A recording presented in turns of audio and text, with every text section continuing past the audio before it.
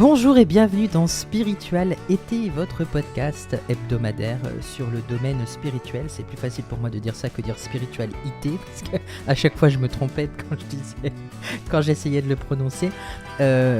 Quoi de plus déjà pour commencer de vous remercier à tous ceux qui ont pris le temps de suivre cette saison 2 et qui ont découvert la saison 1 en découvrant cette saison 2. Merci infiniment, merci aussi à tous ceux qui ont accepté mon invitation, mais ce n'est pas tout à fait terminé, puisque si on est là aujourd'hui, c'est qu'il me restait encore quelqu'un à vous présenter pour cet été, une personne dont le hasard qui fait extrêmement bien les choses m'a mis sur mon chemin. C'est quelqu'un qui, au fur et à mesure de nos discussions, avec qui on a découvert qu'on avait énormément de points communs sur beaucoup de choses. Et alors cette personne-là ne travaille pas dans le milieu spirituel comme on pourrait le penser depuis le début de ce podcast. Elle touche le monde spirituel d'une manière complètement différente, et c'est pour ça que ça me tenait à cœur de la faire venir. Et c'est Amélie, c'est ça, hein? C'est ça, bonjour Anthony. Quelle belle présentation. Eh ben ouais, mais parce que ça me fait super plaisir de t'accueillir dans le podcast. Alors déjà, juste en quelques mots, je te laisse te présenter, j'en dirai pas plus, et puis après on approfondira sur ce que tu fais dans le domaine spirituel. Alors déjà, pour commencer, merci beaucoup Anthony pour ton invitation. Ravi d'avoir été invité sur ton émission. Plaisir partagé pour cette rencontre qui est aussi un heureux hasard de mon côté. Donc je suis Amélie, gérante et animatrice de la chaîne de la web TV spirituelle Rayonnance TV, qui fonctionne sur YouTube. Voilà, je ne sais que dire de plus. C'est toujours compliqué pour moi de me présenter plus longuement que ça. Mais c'est déjà pas mal. C'est déjà pas Oui, mal. Maintenant, on a dit sait l'essentiel. exactement l'essentiel. Et là, on a compris que tu étais gérante de cette chaîne YouTube. Que déjà, elle sera directement mise dans la description. Donc, il n'y a pas de souci là-dessus pour les gens qui ne te connaissent pas. Et ça me fait super. Enfin, voilà, je suis tout excitée. Alors, déjà, moi, ce que j'aime bien commencer par dire au tout début, c'est toi, quel est ton rapport direct ou indirect avec la spiritualité? Alors j'ai un rapport privilégié à la médiumnité.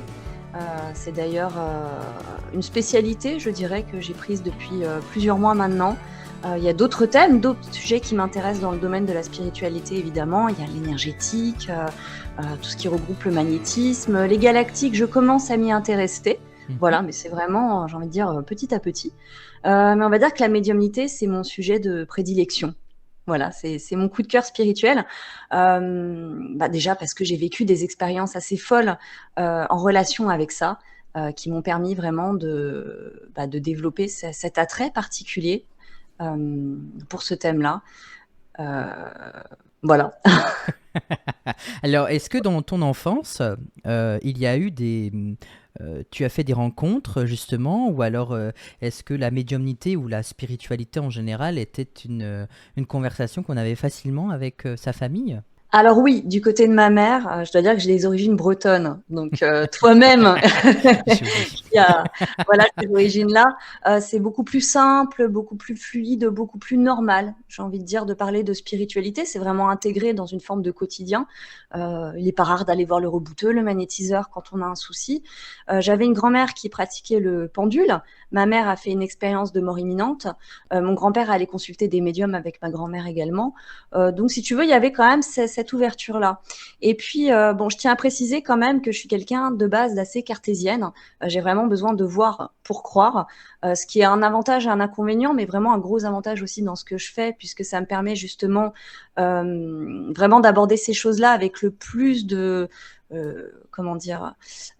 d'analyse possible, voilà, et De recul par rapport à de la recul, situation? mais je cherche un mot particulier, de D'accord, discernement. de discernement, voilà, ok, je Voilà, comprends avec le mieux. plus de discernement possible. Et puis, petite, j'ai vécu une expérience avec mon arrière-grand-mère qui était décédée, mais que j'avais rangée jusque-là dans une case où je m'étais dit, peut-être que c'est la petite fille de 9 ans, de 9 ou 10 ans, qui a rêvé, quoi. Mais plus le temps passe, plus je me rends compte que je l'ai vraiment vécu. C'est que j'ai vu mon arrière-grand-mère se présenter dans ma chambre quelque temps après sa mort. Ah oui. Voilà, assez rapidement après. Donc déjà, j'ai vécu cette expérience-là. Et puis depuis petite, j'ai les mains qui me brûlent, qui me chauffent. Et je me suis rendu compte en la posant sur les chiens de mes grands-parents quand ils étaient malades que, comme par hasard, juste après, ils allaient beaucoup mieux. Mmh. Voilà. Donc je l'ai fait aussi sur des membres de ma famille, sur des amis. Donc je me suis rendu compte qu'il y avait vraiment quelque chose dans mes mains. Et ce qui avait complètement venu bouleverser mon esprit cartésien à ce moment-là, c'est que si tu veux, quand ça brûle et ça chauffe, tu le sens. Il y a un effet physique. Oui. Donc ça ne s'explique pas et en même temps, il y a une action qui provoque une réaction. Donc voilà, ça aussi, je trouvais ça très intéressant et je pense que ça m'a vraiment permis dans mon enfance de m'ouvrir à toutes ces choses-là, en tout cas de planter cette graine-là. Et alors, c'est un sujet qui, du coup, a toujours été ouvert. Il n'y a pas eu de moment où ça a été fermé, où les gens autour de toi te disaient mais n'importe quoi. Euh, euh, juste, alors, il y a une question qui me vient du coup, dans ton entourage amical, Mm. est-ce que tu arrivais, ou aujourd'hui, encore aujourd'hui, est-ce que tu arrives à en parler facilement de cette ouverture spirituelle? Est-ce qu'il y a des gens qui se sont éloignés de toi à cause de ça? Est-ce qu'il y a eu des problèmes par rapport à ça? Ou pas du tout? Oui, tout à fait.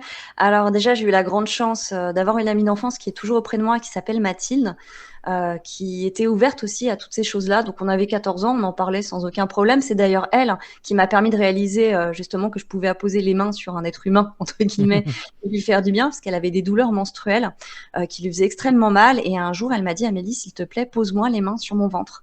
Et, euh, et voilà, ça avait fonctionné. C'est grâce à elle que j'ai eu ce déclic-là, d'ailleurs, Ok. de poser mes mains sur d'autres choses que les animaux, on va dire ça comme ça. Mhm. Et puis, après, dans l'entourage amical que j'ai eu, non, je dirais que jusqu'à plus de mes 30 ans, j'en parlais pas trop, c'était plutôt des recherches personnelles.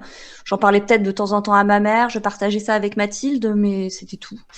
Et puis, pour répondre à ta question sur le bouleversement du cercle amical, et c'est drôle que tu en parles parce que j'en parlais justement de ça avec Anatole hier. Ah ouais. Et j'ai aussi une de mes amis médiums justement qui a vécu la même chose. C'est-à-dire qu'à partir du moment où je suis rentrée sur Rayonnance TV parce que j'avais un travail avant ça qui était tout à fait classique, entre grosses guillemets, c'est-à-dire que j'étais assistante de direction dans le milieu du luxe, dans le milieu bancaire.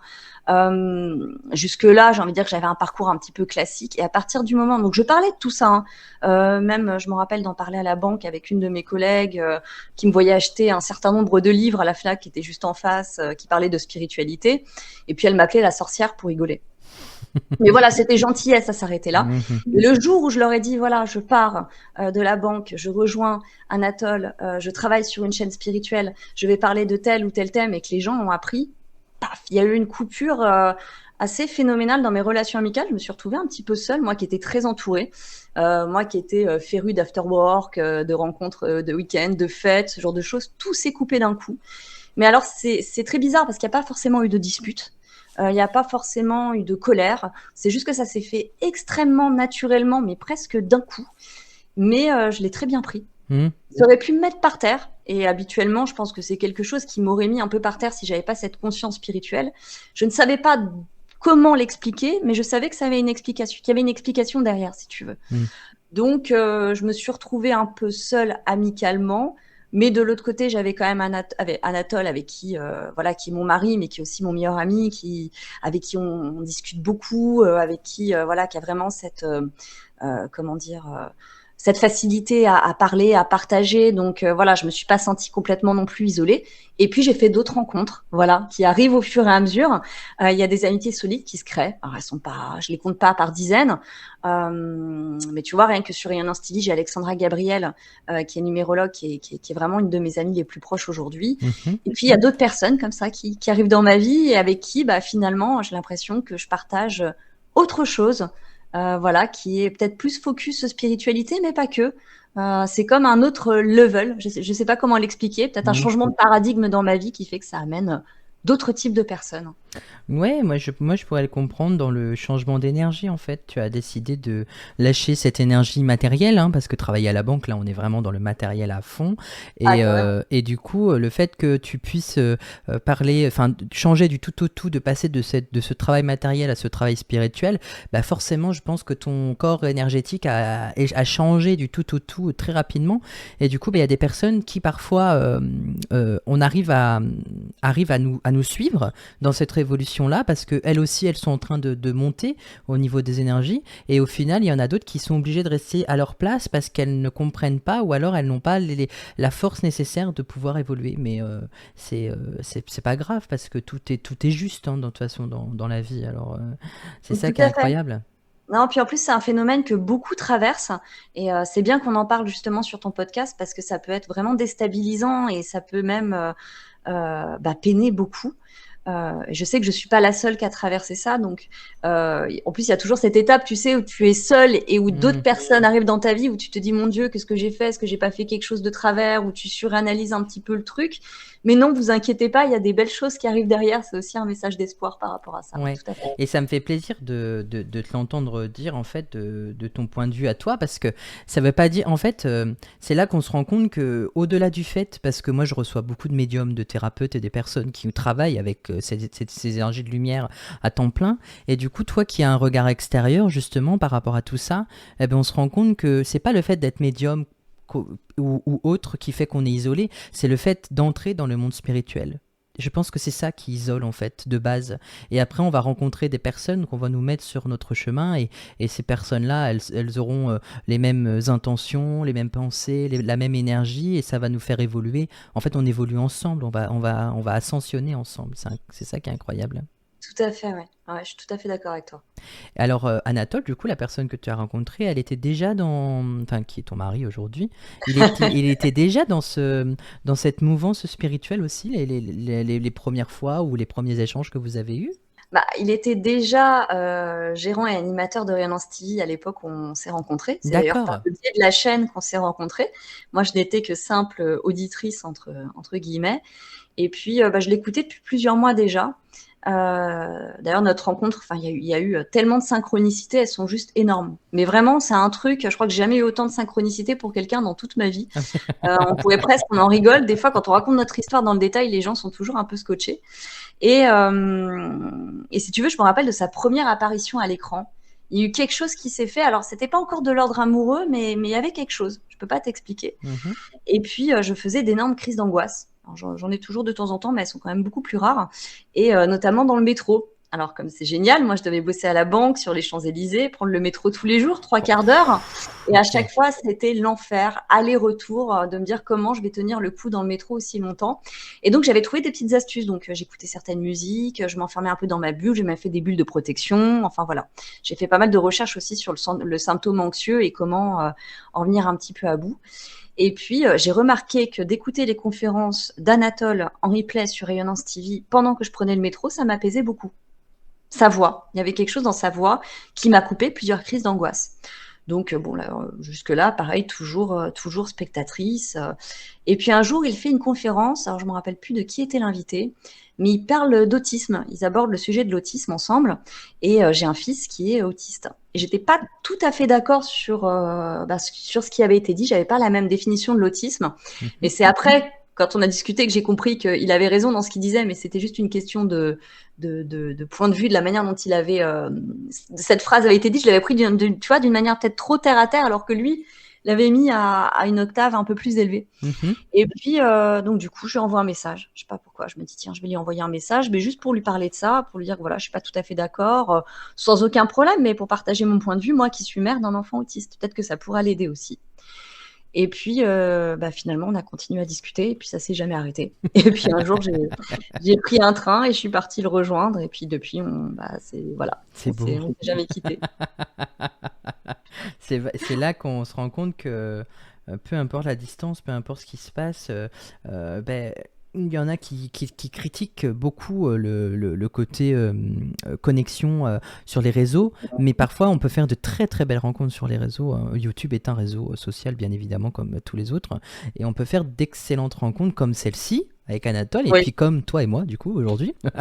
C'est ça, exactement. Mais tu vois, ça fait changer mon point de vue et mon regard aussi là-dessus. Ouais, tu vois. Parce qu'avant, j'avais tendance à me dire oui, enfin bon, c'est un peu triste de se rencontrer de cette manière-là. Enfin, il y a quelques années, c'est ce que je pensais. Et puis aujourd'hui, plus du tout. Enfin, c'est un moyen comme un autre et il est parfois très bien, il est même souvent super, Mm. parce que justement, ça permet, malgré les kilomètres, de pouvoir connecter à la personne qui est faite pour nous. Donc c'est absolument Ouais, génial. ouais, non, mais moi je suis entièrement d'accord. Apprendre avec parcimonie, bien évidemment, mais ouais, c'est un moyen d'expression et aussi un moyen de rencontre incroyable. La preuve aujourd'hui, moi, toutes les personnes avec qui, bah, regarde ce qu'on fait aujourd'hui, j'aurais pas pu le faire il y a quelques années. Des enregistrements comme ça avec des personnes qui habitent parfois à l'autre bout de la France. Hein. Le premier de cette saison 2, il habite vraiment dans le sud-sud, du côté d'Aix-en-Provence. Donc, pour moi, me déplacer là-bas juste pour un enregistrement, non merci quoi. Ah oui, tu m'étonnes. Donc ça permet de faire ça aussi et d'échanger et de faire comprendre aux gens que parfois il suffit d'un appel, d'un échange pour que notre vie se transforme en fait en quelque chose de mieux. Donc il faut continuer à croire à ses rêves et croire à à ses ambitions, parce que ça c'est important. Et toi, quand tu es arrivé du coup dans la vie d'Anatole, est-ce que faire quelque chose sur Rayonance TV, ça a été une évidence tout de suite, ou alors il y a eu quand même cette peur ou ce côté, est-ce que je me lance, qu'est-ce que je vais faire, pourquoi moi, quel est mon rôle, est-ce que aujourd'hui tu te sens avoir un rôle particulier dans cette chaîne-là? Alors, il y a eu plusieurs étapes, je dirais, parce que c'est vrai que de partir d'un travail comme ça pour aller vers un autre qui n'a absolument rien à voir, ne serait-ce qu'au niveau salarial. Je veux Oui. dire, ça n'a plus rien à voir. Ah, pour C'était le un coup, travail confortable, avec des primes, avec un salaire qui était quand même plutôt élevé, et arriver dans quelque chose de plus insécurisant, j'ai envie de dire, financièrement, mais de plus porteur, en tout cas au niveau spirituel, c'est un vrai risque à prendre, surtout voilà, dans notre contexte familial. On a quand même beaucoup d'enfants en commun aujourd'hui avec Anatole. Donc oui, mais de l'autre côté, c'est marrant parce qu'il y avait une transition qui s'est faite quelques mois avant, en tout cas d'une manière peut-être un peu plus subtile. C'est-à-dire que je passais mes pauses déjeuner à appeler des magnétiseurs pour comprendre comment ça fonctionnait. Alors des fois, je me suis dit, ils vont me prendre pour une folle, mais pas du tout. J'ai rencontré des gens super, des gens d'ailleurs que j'ai invités par la suite sur Rayonance TV, c'est arrivé. Je les ai rappelés, je leur ai dit, j'ai jamais oublié le temps que vous avez pris à m'expliquer comment fonctionne telle ou telle chose pendant mes pauses déjeuner de la banque. Et puis, je partais le midi, comme je te disais, à la FNAC en face, acheter des livres, me renseigner, regarder des conférences. Donc, si tu veux, j'avais vraiment cet attrait. C'est pas par je sais pas quoi faire de ma vie, bah tiens, je vais le rejoindre. Pas du tout. Par contre, malgré le fait que j'ai fait du théâtre, que voilà, j'ai déjà été face à un public, j'ai été déjà sur une scène, bon, pas sur des grandes pièces, mais tu vois, sur des petites pièces de théâtre, des choses comme ça. J'avais quand même cette appréhension de me retrouver face caméra devant un public. Voilà. Et ça a été un petit peu compliqué à gérer pour moi pour ma première conférence, surtout que j'ai joué un énorme coup de poker, c'est-à-dire que j'avais pas d'invité à l'époque, je savais pas qui inviter, qui j'appelle, Serge Boutboul. Voilà. Je me dis, tiens, je vais tenter le coup, je vais envoyer une bouteille à la mer. Je lisais beaucoup à l'époque ses livres, je crois que j'avais lu quasiment tous ses livres, tous ses enseignements. Je me suis dit, tiens, je tente et il m'a répondu oui tout de suite. Ah bah, donc voilà, là on se retrouve en direct, t'appuies sur le bouton en direct et je tremblais. Mais franchement, cette vidéo, alors des fois je me marre quand j'ai des intervenants qui me disent, c'est leur premier passage, ils me disent j'ai peur. Je fais avant, regarde ma conférence avec Serge Boutboul et après tu verras que tu seras beaucoup plus zen. Parce que c'était terrible pour moi. Enfin, je tremblais, c'était abominable. Et pendant plusieurs mois, je me suis dit, mais est-ce que je suis capable en fait? Oui, dans les recherches que je fais, je savais qu'il y avait quelque chose à faire là-dedans, je me sentais poussée là-dedans, mais j'avais peur tu vois, de cette mise en lumière, quoi, finalement, quelque part, d'être devant des gens qui peuvent te juger, qui peuvent te faire des remarques, qui peuvent trouver que finalement, peut-être, je sais pas, ce que tu dis n'est pas très profond ou pas très à propos. Oui, ça tétanise un peu, oui. Je comprends ton point de vue. Moi, c'est ce qui m'est arrivé aussi pour mes premiers lives sur Facebook, etc. Au tout début, quand je faisais de la médiumnité, j'avais peur aussi. J'étais stressé, pareil. Je me dis, mais est-ce que je suis à la hauteur? Est-ce qu'on va y arriver? Enfin voilà, mais c'est compréhensible en fait. Et ça permet de se positionner aussi en tant qu'être humain. par rapport aux autres, cette peur-là. C'est ça qui est intéressant aussi. Et puis la travailler, et puis après découvrir qu'on est fait pour ça. C'est encore mieux, en fait. Oui, ah oui, bien, c'est un booster. Moi, je sais que j'avais eu 1 ou 2 remarques sur ma première conférence, des commentaires qui étaient sous la vidéo. Et ils étaient intéressants à prendre en compte, tu vois. Mhm. C'était pas malveillant, et donc ça m'a permis aussi peut-être de me faire plus confiance, de corriger certaines choses qui étaient à corriger. Pour celles qui n'étaient pas à corriger, non, la critique gratuite, elle m'a jamais servi à rien. Mais enfin, je veux dire que j'ai quand même beaucoup de chance là-dessus. J'ai vraiment été très bien accueillie. Le public de Rayonnance est vraiment un public extrêmement bienveillant. Donc non, j'ai pas trop eu de soucis à ce niveau-là. Mais ouais, c'est vrai que ça peut être un booster même de confiance en soi, hein. Totalement. Mais bien sûr, et puis ça fait écho aussi à notre propre vie, hein, malheureusement non, mais je pense qu'il y a un côté égo qui joue aussi beaucoup. Est-ce qu'on est à notre juste place? Est-ce que ce qu'on fait... il y a une remise en question qui est tout à fait légitime, mais c'est ce qui fait partie aussi du monde spirituel de base, en fait, hein. C'est cette légitimité de faire le métier qu'on exerce. Mais c'est ça qui est incroyable. Du coup, alors sur cette chaîne-là, vous êtes 3 à animer, c'est ça? C'est ça, c'est une chaîne familiale. Donc il y Ok. a Anatole, hein, moi-même, et Anne, voilà, qui est ma belle-mère et la mère d'Anatole. D'accord, parce que alors moi je suis curieux, donc j'ai été voir un peu et j'ai vu Anne, je ne sais plus sur quelle interview je l'ai vue, en tout cas mais j'ai remarqué qu'elle était là et je l'ai trouvée très pertinente aussi dans la façon dont elle animait les choses, donc je trouve ça incroyable que tout est en train que tout se fait en famille en fait, et ça c'est beau, c'est chouette. Tout à fait, tout à fait. Surtout qu'on a tous les 3, je pense, une énergie différente. On a tous les 3 des passions différentes. Donc ça permet vraiment d'amener un grand panel, quoi, si tu veux, de possibilités d'enseignement, de passion. Et c'est pour ça qu'aujourd'hui, on peut arriver à vraiment proposer des choses qui nous parlent et à se spécialiser dans un thème bien précis. Mm. Comme je te le disais tout à l'heure, Anatole est passionné par les galactiques. Alors, il propose pas que les galactiques, mais c'est quand même une grande partie de son programme. Ça lui permet vraiment d'avoir des conférences passion. Moi, c'est pareil avec la médiumnité. Et Anne a un panel encore plus large parce que elle est vraiment dans le côté enseignement et elle prend vraiment ce qui lui parle sur l'instant. Donc, elle peut aussi bien parler des anges que des fées, que des crânes de cristal. Elle peut parler un petit peu de tout. Voilà. Ça, c'est super intéressant parce que vous allez chercher un public complètement large en fait. Vous ne vous arrêtez pas sur quelque chose de très précis ou comme sur d'autres chaînes qui s'arrêtent vraiment sur, par exemple, on ne prend que des médiums ou on ne prend que des gens qui sont en communication avec là-haut, que ce soit en TCI, que ce soit à travers divers moyens comme le spiritisme ou autre. Des fois, il y a des chaînes qui sont comme ça, qui ne se dirigent que sur la communication avec là-haut. Alors que votre chaîne, je pense que c'est ça qui, moi, m'a fait dire oui, c'est que en fait, il y a déjà ta bienveillance à toi qui m'a tout de suite rassuré sur le côté confort du 7 personnes, puis des infos de là-haut parfois aussi, mais ça c'est autre chose, mais sur le côté t'inquiète pas, vas-y, n'aie pas peur, ce qu'elle te propose là c'est quelque chose de concret et de sérieux. Moi j'avoue, je ne connaissais pas du tout la chaîne Rayonnance TV avant que tu me contactes, et j'ai été très surpris de découvrir que c'est une chaîne qui est éclectique en fait, hein.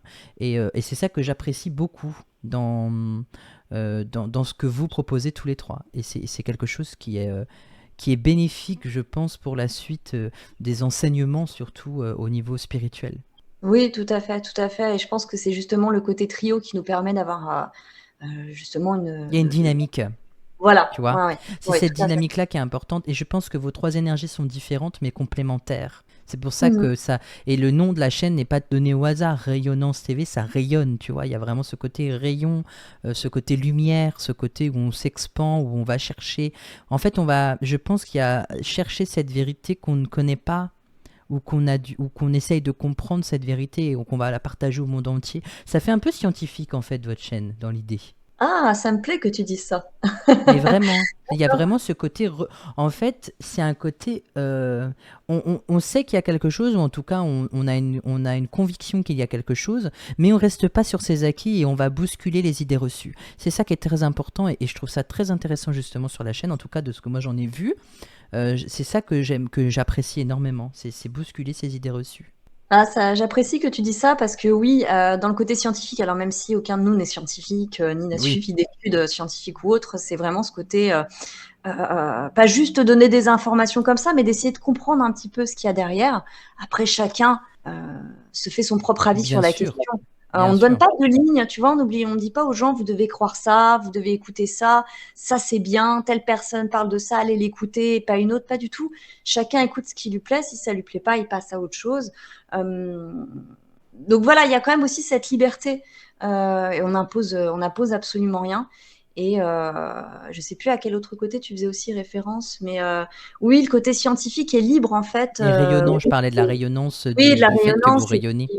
Voilà, et puis voilà, de pas donner des informations comme ça, un petit peu balancées. Et puis faites ce que vous pouvez avec et faites votre tambouille avec. On n'a pas de mal à dire qu'on comprend pas un concept. Oui, et en fait, c'est ça qui est intéressant, c'est qu'il y a un côté recherche, parce que tu parlais du fait que tu lis beaucoup, tu te renseignes beaucoup, tu es très, tu places ta curiosité sur ce domaine-là, parce que en fait, t'es curieuse, et en fait, tu fais tes propres recherches sur ça, et après, tu en fais ta propre opinion par rapport aux recherches que tu as fait. C'est ça qui est aussi intéressant, et je pense que de leur côté, ton mari et ta belle-mère qui travaillent aussi sur cette chaîne-là font la même chose. Elles vont pas aller essayer, elles vont pas raconter ou en tout cas essayer de dire quelque chose dans l'à peu près. Il y a toujours une conviction derrière ou un message à faire passer, et c'est ça qui est intéressant. Oui, tout à fait. Il y a un énorme travail qui s'effectue en coulisses. Alors, l'avantage qu'il y a, c'est que c'est un travail passion, hein. On n'est pas obligé de lire parce qu'on se force à lire, on aime ça. On fait des recherches parce que ça nous plaît, on se rend sur des lieux parce que ça nous plaît. Mais oui, quand même, on essaye de comprendre un petit peu les choses, de peut-être amener quelque chose de nouveau, de se remettre en question, de travailler aussi dans nos propres vies, parce que c'est bien gentil de donner des enseignements, de dire voilà, c'est comme ça qu'il faut faire, et puis blablabla, et de pas l'appliquer à nos propres vies. Et c'est ça qui est le plus complexe d'ailleurs. Voilà, c'est qu'on se doit aussi nous-mêmes de faire ce cheminement-là, d'aller vers nous, et puis de travailler sur nos parts d'ombre, sur nos traumatismes, sur voilà les choses qui nous entravent et les choses qu'on a à régler dans notre existence. C'est important aussi. Mm, c'est vrai. Et alors, toi, ton domaine de prédilection, on en a parlé tout à l'heure, c'est le côté médiumnité, ou en tout cas essayer d'entrer en contact avec les médiums pour comprendre leur parcours de vie, et parfois parler d'un sujet général pour éveiller les consciences. Mais qu'est-ce qui t'a fait dire que pour toi, c'était vraiment le côté médiumnité qui t'attirait le plus? Qu'est-ce qui va te faire vibrer dans ce domaine-là de la spiritualité? Alors, tout ça est dû à une rencontre. J'ai perdu ma grand-mère en 2018, qui était pour moi quelqu'un d'extrêmement important dans ma vie, on va dire ça comme ça. D'accord. Et puis, c'était avant mon arrivée sur la chaîne, hein. Et puis, pour la première fois de ma vie, je me trouve en Bretagne. Je me dis, bon, la terre des médiums. Écoute, je vais tenter l'expérience. Je tape sur mon moteur de recherche médium Bretagne et je tombe sur une médium qui est à quelques kilomètres de la maison. Donc, bon, mon père m'y conduit. Je me retrouve chez elle et puis c'est vrai que j'ai eu un bol monstrueux qui est sans doute pas dû au hasard, hein, comme on le disait tout à l'heure, le hasard n'existe pas.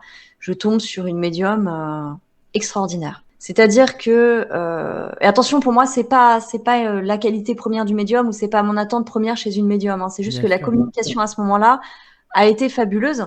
C'est-à-dire qu'elle m'a donné des détails sur ma grand-mère que je ne connaissais pas, jusqu'au dernier mot qu'elle a prononcé avant de mourir et que ma mère a recueilli, dont je n'avais aucune idée, avec des prénoms précis, des détails qui tuent, comme l'appelle Joël Pfeiffer.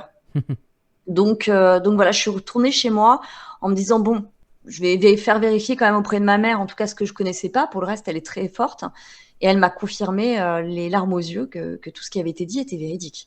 Et là, je me suis dit non, il y a quelque chose. Enfin, donc la vie après la mort existe bien. Et même si j'en avais jamais vraiment douté, là, le doute n'était plus permis. Et je me suis dit mais c'est pas possible, il faut que le monde entier le sache. Ça serait incroyable. Le deuil ne serait plus vécu de la même manière, la fin de vie non plus. Je pense que notre conception de la vie et de la mort serait bouleversée. C'est trop fort pour que ça reste juste entre elle et moi, cette histoire-là, tu vois. Donc, j'en ai parlé autour de moi, mais j'avais pas non plus un énorme public pour en parler, tu vois, à part, voilà, comme on disait tout à l'heure, mon amie Mathilde, ma mère, voilà, et Et je suis très heureuse aujourd'hui justement de pouvoir en parler sur Rayonnance, d'en avoir fait une forme de spécialité et de travailler vraiment main dans la main avec les médiums, parce qu'il y a autre chose que j'ai compris au-dessus de ces capacités qui sont absolument incroyables, c'est que la vie des médiums est souvent semée d'embûches, malgré ce qu'on pourrait croire. Et je voulais un petit peu lever le voile là-dessus aussi, parce qu'il y en a beaucoup en ce moment qui aimeraient ouvrir, comme on dit, le troisième œil, voir à leur tour pouvoir délivrer des messages, ce qui est très très beau, mais je pense qu'on se méprend peut-être un peu sur ce que ça implique aussi de l'autre côté. Exactement. Et sur les parcours, enfin, toi mieux que personne peut en témoigner. Voilà, il y a aussi autre chose qui se cache derrière ça, et l'humain derrière la médiumnité, parce que finalement, ce sont des personnes qui donnent vraiment beaucoup d'elles-mêmes, qui prennent des risques à chaque consultation, qui prennent de leur temps, qui ont souvent, j'ai remarqué souvent dans le cas où il y a un compagnon, une compagne derrière, même leur vie amoureuse en prend un petit peu, comment Pour le dire, un peu grade. impactée, tu vois, par tout ça, parce que la médiumnité prend beaucoup de place. Oui. C'est un sacrifice de tous les jours, si tu veux. Et on se rend pas forcément compte des souffrances du médium et de train de vie du médium qu'il y a derrière. Donc ça aussi, au fur et à mesure du temps, ça a été quelque part un cheval de bataille, tu vois, pour moi, de lever un peu le voile sur la réalité de la vie de médium. En fait, c'est ça qui est intéressant parce que tu apportes. Parce que nous, en tant que médium, on essaye d'apporter une autre vision de cette médiumnité-là, surtout ceux qui s'éveillent là, tout doucement, ceux qui s'éveillent depuis ces dernières années, là, depuis l'apparition de cette fameuse maladie qui a causé bien du tort à beaucoup de personnes. Il y en a qui se sont éveillés, il y en a qui se sont clairement cassé la binette parce qu'ils ont essayé de faire quelque chose et que ça n'a pas fonctionné. Il y en a qui essayent de s'en sortir comme ils peuvent. Et toi, tu essayes de montrer justement cette facette-là de la médiumnité qui n'est pas forcément facile. Et pour nous, en fait, ça fait du bien d'avoir des personnes comme toi qui disent ouais, ben, vous voyez là, vous avez en face de vous un médium qui est connecté, mais parfois il est possible qu'il ne puisse pas être connecté parce que ça rentre en compte dans leur vie et c'est compliqué pour eux de prendre position et de prendre place sur Terre, quoi. Et ça, c'est ça qui est intéressant. Tout à fait, tout à fait. En plus, je suis bien aidée parce que ma grand-mère, dont je te parle depuis tout à l'heure, est vraiment mon bras droit dans cette recherche médiumnique. Donc, en plus de ça, c'est quoi de plus beau, finalement, que ce passage de relais qui s'est effectué entre nous deux, notre relation, la tournure qu'elle a prise. Et le fait qu'elle soit avec moi aussi, ça m'aide beaucoup dans ce que je fais. Est-ce que tu penses que elle t'indique des médiums vers lesquels te diriger? Est-ce que tu penses qu'elle a pas une grosse influence, mais est-ce que tu penses que l'influence qu'elle peut avoir de là-haut et te diriger vers les médiums que tu as rencontrés par la suite, ça a été important? Peut-être, j'aime à le penser, et en même temps, ça serait peut-être pas le principal, finalement, de savoir qui me les a amenés, si c'est mon âme ou si c'est ma grand-mère ou si c'est mon guide. En tous les cas, c'est vrai que la plupart du temps, je suis toujours très, très bien tombée. J'ai aussi appris enfin, quand on a des affirmations, en général, là-haut, ils aiment bien nous. Oui. Ah bon, tu crois que t'as compris? Attends, on t'envoie un dernier truc. Attends, tu vas voir. Donc, voilà. Il faut toujours se méfier de ce qu'on dit. Exactement. Méfiez-vous des affirmations sur ce que vous avez dépassé. J'ai remarqué qu'on rentre dans une période où, en général, le retour de bâton, il est assez immédiat. Quand on affirme qu'on a dépassé quelque chose, je ne l'ai pas dépassé, mais disons que ce cheminement-là m'a appris, en tous les cas, à contourner certains pièges dans lesquels j'étais peut-être plus facilement tombée au début dans mes recherches médium. Mais il y a une forme quand même de providence là-dedans. Je ne sais pas si c'est dû à ma grand-mère. En tout cas, elle a toujours. J'ai remarqué que bien souvent, elle s'immisce justement dans ces tests que j'appelle aujourd'hui des entretiens préalables. Voilà. Et elle a souvent son petit mot à dire. Elle a souvent son petit trait d'humour. Donc, je la sens aussi proche des médiums que je teste, et c'est assez rigolo d'ailleurs parce que même eux n'ont pas de mal à me dire ah bah tiens, ta grand-mère elle me dit qu'elle se méfie un peu de moi, elle va voir si elle peut me faire confiance, ou alors des fois elle a un petit mot d'entrée, elle fait poussez-vous j'arrive, enfin voilà, je retrouve sa personnalité aussi là-dedans, puis elle aime bien donner son avis sur le médium, et ça c'est absolument génial. Et surtout elle va montrer vraiment des des parties de sa vie qui sont complètement différentes d'un médium à l'autre, tu vois. Mm. Avec certains, dans leur énergie, peut-être qu'elle va plus s'attarder sur ce côté un peu grand-mère, petite-fille, de transmission. À d'autres, ça va être vraiment une suite de détails qui tuent. Enfin voilà, elle va être très différente aussi. C'est toujours elle, mais sous des prismes différents. Ouais, c'est intéressant parce que elle se manifeste souvent du coup et on arrive toujours à la reconnaître, mais le médium va la percevoir d'une manière propre à lui en fait, propre à sa personnalité. C'est ça qui est intéressant aussi dans cette Tout à fait. médiumnité. Tout à fait, ça m'a vraiment ouvert. Même moi, j'en apprends tous les jours là-dedans. J'avais Mm. des idées reçues bien précises. Et puis plus le temps passe, même moi, elles sont en train de pouf, de tomber les unes après les autres. Et je me remets en question en permanence, tu vois, par rapport à ce que je fais.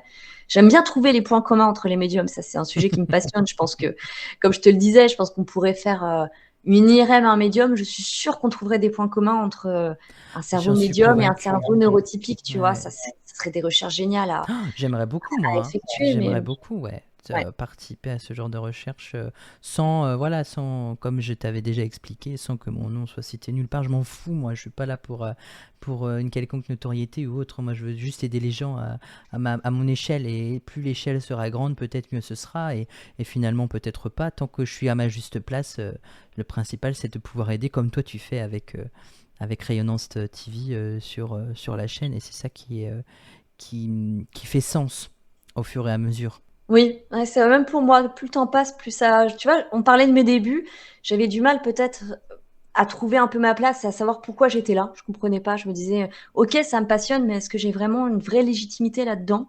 Est-ce que j'apporte un plus ou pas? Et puis plus le temps passe, plus je me dis oui. Oui, ça y est, j'ai compris. Je pense que c'est assez récent, j'ai vraiment compris, peut-être pas toute la teneur, mais en tout cas, oui, qu'il y avait quelque chose à jouer à ce niveau-là. Tout à fait. Au niveau, par rapport à tes enfants, sans s'attarder sur eux spécialement, mais est-ce que tu ressens qu'il y en aurait qui pourraient être connectés avec là-haut, ou alors qu'il y aurait des perceptions ou des choses en lien avec le monde spirituel? Alors ça n'a rien à voir du tout, mais à l'heure où je te parle, ça sent la sardine, ou le poisson en boîte, sardine ou maquereau, donc prends l'information. D'accord, ok, je la note. Je sais pas pourquoi j'ai une odeur de sardine dans le nez, alors je préfère te le transmettre tout de suite avant que j'oublie. D'accord, ça marche. Ça marche. Est-ce que c'est en rapport avec les enfants? Il y en a un qui sera pêcheur, peut-être, C'est je sais pas. possible, je sais pas, mais il y a vraiment une odeur très forte de sardine. Je pense que c'est de la sardine à l'huile, hein. Dans D'accord, l'odeur, ouais, voilà, voilà. Je te transmets l'info, ok, je sais pas pourquoi ça me vient, mais je préfère te la transmettre. ça Mais marche, je la voilà. note. Ok, ok. Non, bah écoute, les enfants, en tous les cas, on leur impose rien du tout. Aucune croyance. S'ils nous posent des questions, on leur répond, mais tu vois, autant Anatole et moi, on peut avoir des discussions tous les deux qui vont vraiment être très tournées spiritualité, ou sur ce qu'on est en train de lire, ou les projets qu'on a en commun. Enfin bon, tout tourne un petit peu autour de la spiritualité, quoi qu'il en soit.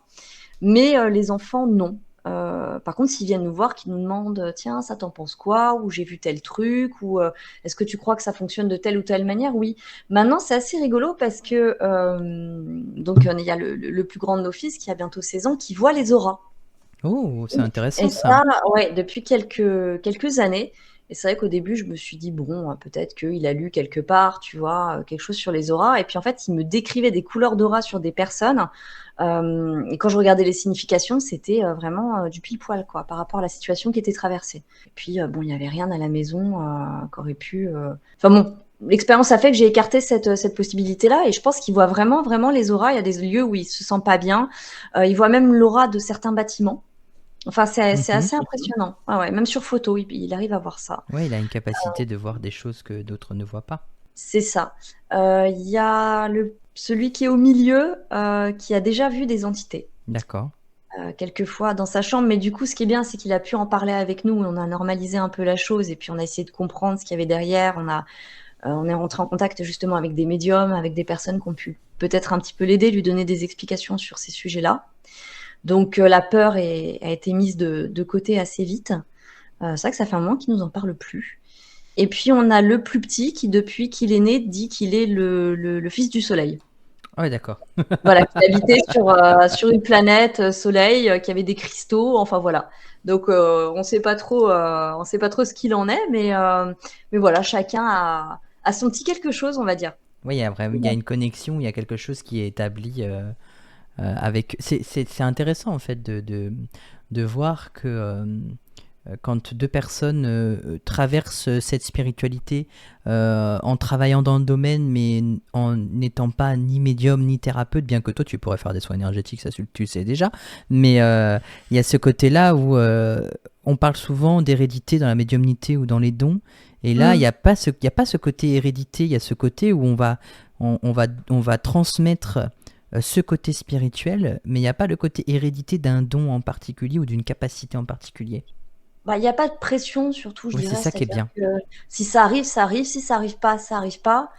C'est surtout, je pense, dans le point de vue sur la vie, tu vois, qu'on transmet quelque chose. Peut-être plus là-dessus que sur les dons et les capacités. C'est vraiment comment prendre la vie.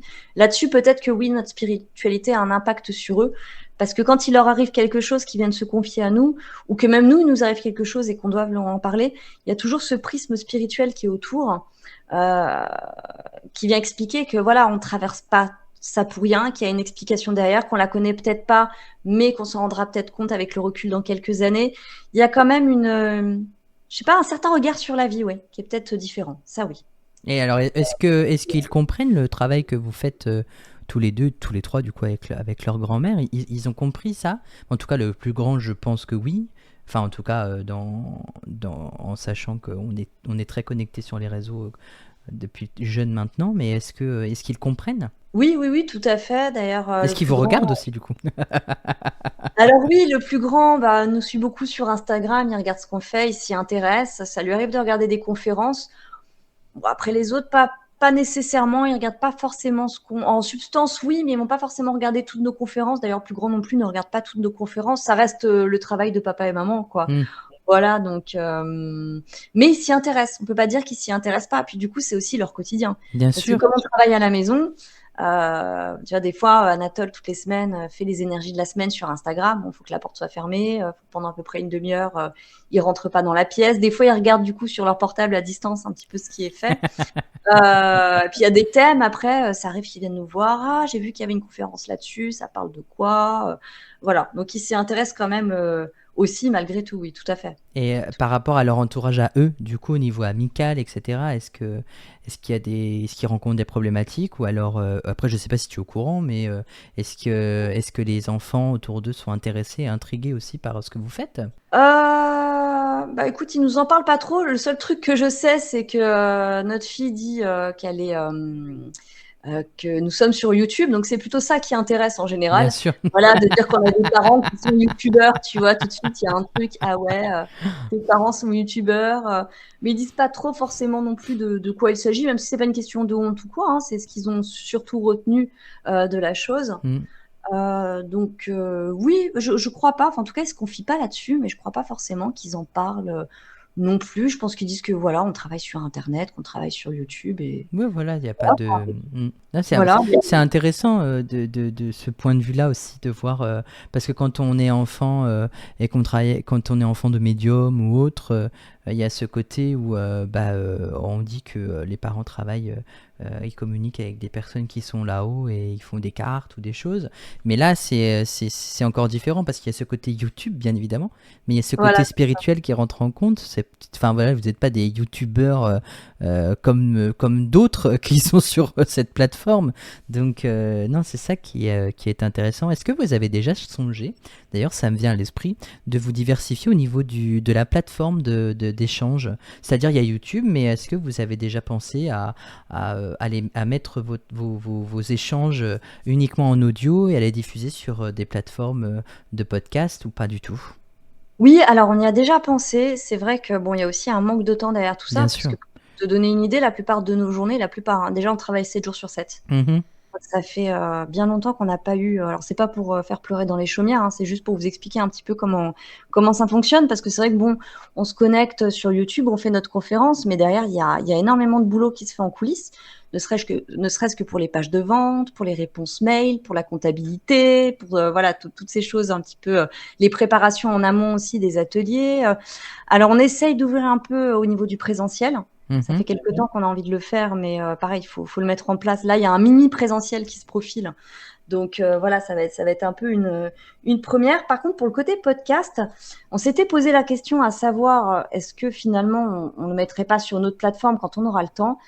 Et bizarrement, on a eu pas mal de retours de personnes, alors qu'on n'avait rien demandé, qui nous ont dit qu'ils nous écoutaient en faisant le ménage ou Mm. dans les transports ou en audio seulement. En fait, ils mettent YouTube et puis ils nous écoutent en Mhm. audio, comme un podcast, mais sans forcément qu'il y ait une plateforme dédiée à Bien ça. sûr. C'est pour ça Donc que je aussi, parle de ça. ça fonctionne aussi de cette manière-là. Voilà. On peut faire aussi du podcast en... Oui. Ouais. Moi, ça a été mon ambition première quand j'ai créé Spiritual été. C'est vraiment ça, c'est le côté. Euh, Moi, je veux pas que. Enfin, j'avais ce besoin et cette envie que les gens ne soient pas fixés sur leur écran à être obligés de regarder avec des images, distractions, etc. Et ce côté écoute, je trouve qu'il y a une certaine intimité en fait. Et on me l'a encore dit il y a pas très longtemps. Hein. J'ai une dame qui, je peux dire aujourd'hui que c'est quelqu'un que j'apprécie énormément. Hein. Elle se reconnaîtra, je pense, quand elle écoutera ce passage-là, avec qui où on échange beaucoup. Et elle trouve que spiritualité pour elle, elle est dans une bulle en fait. On est tous les deux là, toi et moi. Et puis elle se dit, j'ai l'impression d'être avec vous dans cette bulle spirituelle, dans ce côté où il y a un échange tellement bienveillant et il n'y a pas de jugement et on est là. En fait, on assiste à une conversation entre deux amis qui échangent sur un sujet qui nous intéresse, quoi. Et je pense que quand les gens ils te disent nous on vous écoute dans les transports, quand en faisant ma vaisselle, etc., sans regarder l'image, c'est déjà en fait une forme de podcast et c'est ça qui est intéressant. Oui, tout à fait. Ouais, vraiment. C'est beau en fait, je trouve, l'évolution que ça prend et la place aussi que ça prend dans vos vies. Mais il faut songer à soi parfois. Ah, bah tout à fait, tout à fait. On s'accorde des pauses, on s'accorde des moments bien à nous. Où vraiment, on essaye de se retrouver aussi dans notre couple, parce qu'il y a le couple qui travaille, qui met des projets en place, où finalement, on est des collègues de boulot la plupart du temps. Oui, c'est ça. Des fois, paf, on ferme. Et puis, tu vois, par exemple, même s'il est... en général, on dîne après les conférences. Mhm. Même s'il est tard, tu vois, c'est un truc que j'aurais jamais fait avant de manger à 23h. Pour moi, ça aurait été juste inadmissible, tu vois, inimaginable. Mais aujourd'hui, on le fait parce qu'on sait que là, on sera vraiment tranquille tous les deux, quoi. Mm. Tu vois, qu'il n'y aura pas, tiens, mince, il y a la conférence dans une demi-heure, on se dépêche, on prend notre temps, on mange tranquillement, on se retrouve tous les deux comme ça. Voilà, ça nous permet d'avoir des petits moments. Ah, c'est chouette. Il n'y a pas que ceux-là, mais il y en a quelques-uns comme ça. Ouais, je me doute bien. Et dans Ouais. ta famille, il y en a qui suivent aussi le travail que vous faites sur la chaîne ou pas du tout? Alors, ma mère regarde, je pense, quasiment toutes les émissions. Ok. Mon père commence un peu à s'ouvrir à tout ça. Mhm. Je dirais pas qu'il est à fond là-dedans, mais je pense qu'il regarde sa fille surtout. Oui. Et puis, il y a des sujets des fois qui l'interpellent un petit peu, donc il m'en parle. Il essaie de comprendre. Tu vois, moi, vraiment, j'ai un mixte entre mon père et ma mère au niveau de ma vision de la spiritualité. Oui, Tu c'est vois, vraiment rigolo. un mixte entre les deux. Donc ces questionnements, je les comprends. Et parfois, quand il me dit oui, mais là, j'ai pas bien compris, machin, même moi, ça m'aide après, tu vois, à dire ah, peut-être que j'ai pas soulevé tel sujet, que j'aurais dû être plus précise là-dessus, qu'on peut peut-être aborder ça, essayer d'expliquer tel thème. Donc, c'est toujours aussi très intéressant d'avoir ses retours à lui. Et puis, non, mon frère s'intéresse pas du tout, du tout, du tout à ça. Mm. Et puis, le reste de ma famille est malheureusement décédé. Donc, D'accord. Oui, il y a vraiment voilà. une Enfin, famille en très tout cas, restreinte, quoi. oui, enfin, si, j'ai quand même une cousine aussi qui s'intéresse à ça. Mais voilà, je dirais que dans le noyau proche. C'est chouette parce que du coup, ton papa, il apporte une vision complètement différente et toi, ça te fait réfléchir et positionner différemment sur la façon dont tu vas travailler et ton émission et ça, je trouve ça très intéressant. Surtout que ces questions sont toujours très intéressantes. Il n'y a pas de jugement en Ces fait. retours. Ah non, pas du tout. C'est ça Pas qui est du tout. chouette. Et ça, c'est hyper appréciable aussi. Il y a de la fierté? De sa part? Oui. Ah, je sais pas, faudrait lui demander. Je sais Si pas. jamais il nous écoute, Voilà, je sais faudrait pas. qu'il Papa, est-ce l'exprime que tu es fier parce de que moi? je pense qu'il y en a, mais il l'exprime pas. Ah, peut-être, peut-être. Non, il m'a jamais dit c'est nul ce que tu fais. Ah ouais, mais je Non, non, pense il que je revient. pense qu'il y a Papa, beaucoup. regarde, il me dit j'ai vu que tu as fait une nouvelle émission, Ah j'ai ouais. vu que tu parlais de ça, voilà. Oui, je pense qu'il y a une forme quand même aussi un peu de fierté, oui, Mm. sans doute. Oui, Oui. parce que les parents souvent ils ont peur pour leurs enfants suivant le chemin de vie qu'ils prennent et le travail qu'ils font, donc c'est drôle. Quand on travaille, quand on est sur Terre, on doit travailler quelque chose de terre à terre, faire avoir un travail matériel pour gagner de l'argent. Et là, il y a vraiment ce côté où on fait un travail qui est immatériel en quelque sorte, hein, parce qu'on va travailler avec des choses qui ne sont pas palpables, ou en tout cas, on va discuter de choses qui ne sont pas matériellement présents. Et du coup, ça peut faire peur à certaines personnes, même dans l'entourage familial, hein. Oui, c'est sûr. Puis je pense qu'il y a une peur de la dérive aussi, Oui, qui est légitime, hein. Je veux dire, dans certains cas, je pense que c'est aussi légitime de se poser cette question-là en tant qu'entourage familial, de se demander dans quoi est tombé notre enfant, si ce qu'il fait est bien sérieux, comment il va faire pour vivre, surtout dans un métier, comme on le disait tout à l'heure, où on n'a pas de sécurité, entre mm, guillemets.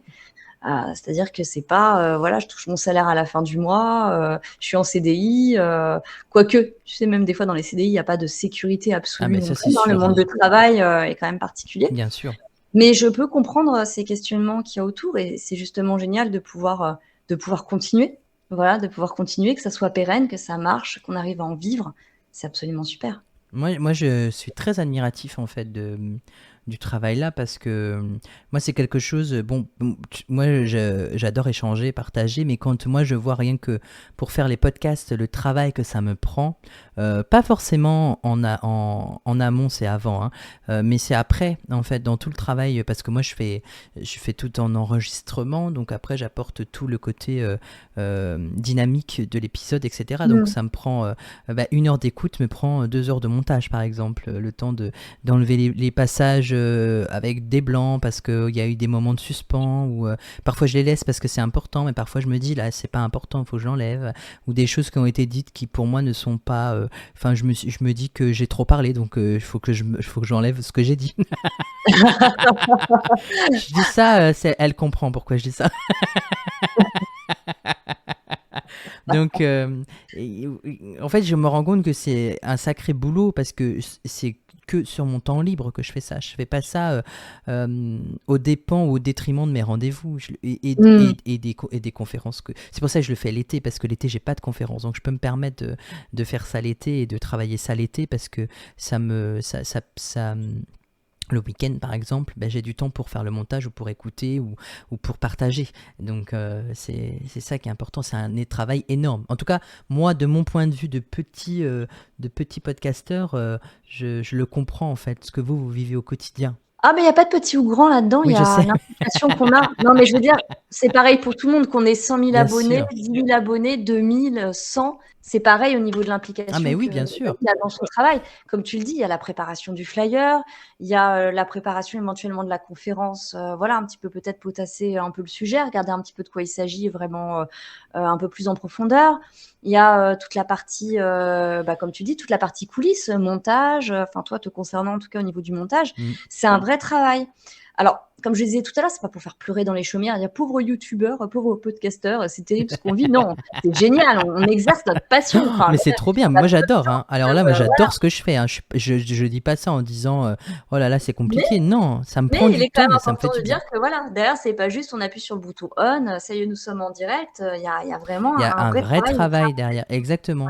C'est vraiment. Ouais, il y a une implication qui est à 100% là, quoi. Et en tout cas, on le ressent quand toi tu en parles, on ressent cette passion. Et ça, c'est très important. Alors oui, c'est vrai, j'ai peut-être moins de temps libre que dans mon ancien travail, mais comme tu le dis, j'ai la chance de faire ma passion. C'est incroyable ça, c'est génial. Et tu t'es, et est-ce qu'un jour tu te serais douté de faire ce travail-là? Est-ce que ça t'avait déjà traversé l'esprit? Pas, je vais pas dire que c'était d'une évidence totale, mais est-ce que dans ta tête tu t'es dit un jour je vais faire ça et ça va me faire du bien? J'ai toujours aimé comprendre la vie des autres, comprendre les mécanismes un petit peu du cerveau humain, tu vois, par rapport à l'émotionnel, comment on reçoit comment le cerveau reçoit les émotions, l'impact que ça a sur le corps et l'esprit. Euh, Tu sais, tout ce qui est. Je voulais être psychologue à la base, hein. Hmm. J'avais commencé des études d'ailleurs en ce sens-là. Enfin, j'étais partie en sociologie parce qu'il n'y avait plus de place en psycho, mais à la base, je voulais faire de la psychologie. Et déjà, l'impact, tu vois, des parcours de vie, des traumatismes de l'être humain et la manière dont ça va s'exprimer chez chacun, ça m'a toujours fascinée. Donc, je dirais que ça rejoint un petit peu ça aussi, quelque part, tu vois. Euh, Parce que la spiritualité, c'est ni plus ni moins aussi qu'une manière différente, un regard différent sur la vie et sur les épreuves qui jalonnent nos vies et la manière dont on le reçoit. Et surtout la manière dont on le comprend on sait que ça sert un but qu'on connaît peut-être pas, mais ça sert le but de notre incarnation. Et je pense comment dire, je m'égare un petit peu moi-même dans ce que je dis, Non, mais mais ça m'arrive aussi, hein, t'inquiète pas, hein. mais oui, je Je pense sais qu'en ce que tout cas, c'est. le rapport à l'expérience de l'autre m'a toujours beaucoup plu et j'aurais aimé faire un métier en relation avec ça de toute façon. Donc Ouais. en fait, tu te retrouves un peu dans ce que tu voulais déjà faire à la base. C'est ça, sans forcément arriver à mettre les mots exacts Bien sûr. dessus, en tout cas une profession exacte, mais oui, c'est un peu ça aussi, oui, tout à fait. Mm. Mais moi, personnellement, je ressens ce côté, parce qu'on parle d'être youtubeur, mais c'est autre chose en fait, parce que gérer ce genre de choses, ça pourrait très bien être une chaîne qui passera à la télé, tu vois, en règle générale, sans vraiment rentrer dans le détail du monde audiovisuel, parce que Mm. c'est très difficile aujourd'hui, hein, de parler du monde de la télé sans parler de tout ce qu'il y a, tous les à côté, les pubs, etc. Et le monde, le cercle très fermé qu'est ce monde-là. Et donc du coup, heureusement qu'il y a YouTube et d'autres plateformes, hein. Je parle de YouTube parce que c'est celle sur laquelle vous exercez, mais il y a des gens qui sont sur d'autres plateformes et qui lancent des lives et qui font des lives sur tout plein de sujets en général, ou des jeux vidéo ou autres, et qui se permettent de devenir des animateurs en quelque sorte. En fait, vous êtes pour moi, dans le travail que vous faites, vous êtes uniquement des animateurs en fait, si on pourrait le prendre comme ça. Au-delà du côté YouTube, vous êtes des animateurs, parce que la façon dont vous préparez le sujet, etc., moi ça me rappelle vraiment je vais prendre l'exemple de Michel Drucker, parce que c'est celui qui me vient à l'esprit quand il reçoit ses invités. Pareil, il fait un travail en amont, il travaille très fort sur le sujet dont il va parler, et en fait c'est un peu ce que vous faites. Donc pour moi, vous avez une place légitime en fait, en tant qu'animateur en fait. Vous animez quelque chose. C'est plus Ouais. qu'une interview, c'est plus qu'une conférence, c'est plus que ça. C'est vraiment pour moi comme une émission, quoi. Vraiment. Oui, tout à fait, tout à fait. Après, le travail qui est en amont, il est peut-être pas aussi cadré que dans une émission télévisée, Bien par exemple. sûr, mais Je travaille un peu comme toi, on en parlait, hein, mais c'est-à-dire oui, que c'est ça. oui, on a une ligne où on se dit bon, ça serait bien, tu vois, des fois je me dis bon, en amont, il faudrait peut-être que je donne telle ou telle question parce que sinon je vais pas la poser en live et celle-là, elle me turlupine depuis un moment et j'ai peur de l'oublier. Mais en règle générale, ce n'est que de l'improvisation. Enfin, Oui, c'est c'est que ça. ce qu'on est en train de faire là maintenant, Oui, finalement. exactement. Mais c'est ça qui est aussi intéressant, c'est qu'on va aller chercher, ou en tout cas essayer de communiquer des choses de manière très naturelle. Et c'est sûr que c'est pour ça que quand je dis que le monde de l'audiovisuel est très compliqué au niveau de la télé, c'est que là, on peut se permettre sur des plateformes comme ça de parler de plein de sujets sans que personne ne soit autorisé, enfin ne soit pas autorisé, ne soit obligé, pardon, de regarder, même si des gens sont très intéressés, regardent et donnent parfois leur avis, et parfois on se dit il ferait mieux de se taire, mais ça après c'est mon avis personnel. Mais parce que tout le monde a un avis sur tout, et parfois se permettre de juger des choses qui sont inutiles, ou en tout cas qui ne nous font pas avancer dans nos expériences de vie. Mais ouais, quand on en parle, et après cette discussion avec le recul, ouais, il y a vraiment ce côté euh, animateur, mais voilà, en toute simplicité, quoi, sans se prendre la tête. C'est ça, c'est ça. Vous avez déjà songé à faire une émission tous les trois, pas, enfin, je vais pas dire que trois animateurs c'est compliqué, mais genre vous êtes tous les trois là, et avec un invité ou plusieurs invités, une genre de table ronde où on échangerait autour d'expériences de vie ou d'expériences spirituelles. Moi, j'avais eu l'idée personnellement de le faire. Maintenant, j'avais jamais pensé à le faire à plusieurs. J'ai peur que ça soit un peu la cacophonie. Ouais, c'est ça qui est compliqué. Après, Mais il faudrait juste un maître de cérémonie, quoi, dans l'idée. ouais, il faudrait Et presque un montage ou je sais pas, ou quelque chose qui, voilà, avec un chronomètre, avec des temps. Parce que comme on parle beaucoup tous les trois, enfin, j'imagine que ça serait alors, complexe. j'imagine avec si jamais tu invites des médiums ou autres, comme on est très bavard de base. Ah non, mais là, ça serait un Alors plaisir. là, Mais oui, là, j'avais là, faut déjà faire un pensé. live qui dure 3 jours, quoi. C'est Ouais, c'est ça. Ça sera le live le plus long. Il y aura un chronomètre sur le côté. 3 jours sans dormir. Voilà. Mais ça, ouais, ça serait hyper intéressant. Oui, oui, le format un peu interview canapé, oui, c'est quelque chose qui me plairait aussi. Tout à fait. Mm. C'est ça Mm. c'est l'évolution. Après, tout dépend de comment on le met en place par la suite, mais ouais, ça En plus, peut. des fois, hein, ça nous arrive de recevoir quelques invités à la maison. Mhm. C'est assez rare, mais ça nous arrive. Et puis des fois, on a des discussions, tu sais, autour d'un repas. Et je me dis, oh, ça aurait été génial qu'on aurait eu l'idée de mettre un micro, ça aurait été super, quoi. Ah ben c'est ça, mais des fois, les gens se... Alors c'est simple, hein, quand les gens mangent, les gens se confient beaucoup plus que lorsqu'ils ne mangent pas. Mais je sais pas, ça doit être la nourriture qui fait que on se rapproche de l'autre. La communication est très importante et du coup parfois on se livre sur des choses très profondes. C'est ça qui est drôle. C'est Alors vrai, peut-être une idée de podcast? qui sait, on verra. Tout est possible, tout Ben est ouais, possible. Ouais. rien ne, tout peut s'imaginer, tout peut se faire. Et de toute façon, ce sera pas la première fois qu'il y ait des émissions qui se passent autour d'un repas. On voit ça à la télé, ça arrive très Oui, souvent, hein, les gens qui oui, mangent à la Mm. télé après avoir cuisiné. Donc ouais, c'est rigolo. Ça amène Ouais, autre chose aussi, ça amène une autre vision. Oui, les thérapeutes mangent. on appellera ça tambouille spirituelle. Allez, allez. La soupe du monde. La soupe du monde, c'est pas mal ça. Non, c'est super chouette. Franchement, bah déjà, je voulais te remercier une nouvelle fois d'avoir accepté mon invitation. À chaque fois, je me dis 1 heure, ça passe beaucoup trop vite, mais en même temps, on apprend tellement de choses en 1 heure et sur ton propre parcours et comment tu as ta vision de la spiritualité aussi. Pour moi, c'était très important de l'avoir en tant que personne externe, en tout cas avec du recul et beaucoup de discernement, et ça m'a fait très plaisir de t'accueillir parmi nous. Bah, je te remercie une nouvelle fois, Anthony, pour l'invitation. Merci aux auditeurs de cette émission et de ton émission en règle générale. Merci de proposer ça. Je trouve que c'est un super concept, spiritualité. Je trouve Ben, ça génial. Rien que le nom, je le trouve super, quoi. ah non, mais l'inspiration, Génial. j'ai été inspiré pour le nom. Je sais pas d'où ça m'est venu, mais je pense que là-haut, ils y sont aussi pour quelque chose. Et non, vraiment, je suis très heureux de cet échange et d'avoir encore appris un peu à te connaître, hein, parce que il y a quand même quelque chose il y a un vrai lien qui s'est créé et je trouve que plus on avance et plus on se rencontre, on se trouve des points communs et c'est vraiment chouette. C'est vrai, c'est vrai. Merci beaucoup, Anthony, pour ta confiance. Mais avec grand plaisir. Alors n'hésitez pas bien sûr à aller suivre Rayonnance TV, mais je mettrai le lien de la chaîne YouTube dans la description.